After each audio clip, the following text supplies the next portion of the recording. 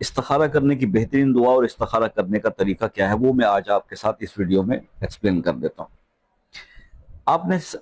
Obviously یہ اسی کو ہی زیادہ بہتر یہ چیزیں ہوتی ہیں، میں وہی بات میرے منہ سے نکلے گی ضرور کہ 5 وقت نماز کی پابندی شروع کر دو، تمہارے مسئلے حل ہو جائیں گے۔ یہ میری ایک ریکویسٹ ہے۔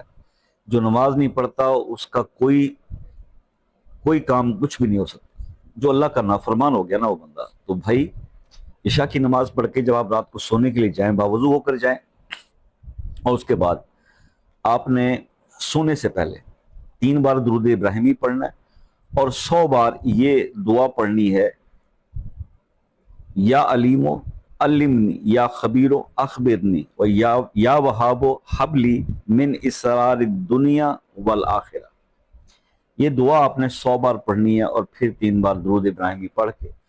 کعبۃ اللہ کی طرف اپنی سائڈ لے کے اور